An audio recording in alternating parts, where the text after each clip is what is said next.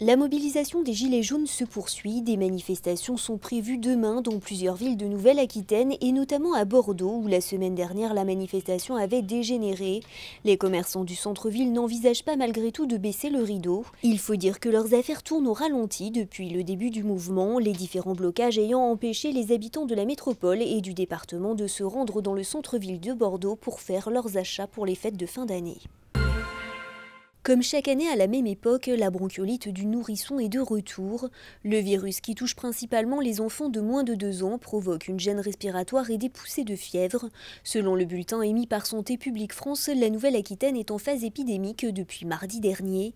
Le taux de bronchiolite parmi l'ensemble des hospitalisations des enfants de moins de 2 ans est de 22,4% cette semaine, contre 14% la semaine précédente.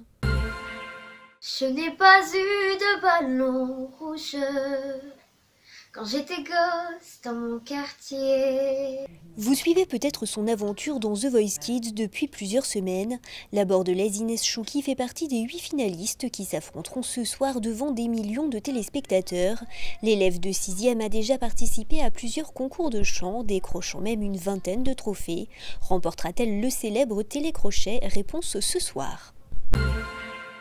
Un salon dédié au tatouage se déroulera ce week-end au parc des expositions de Périgueux-Marsac. 75 artistes seront présents, c'est 25 de plus que l'an dernier.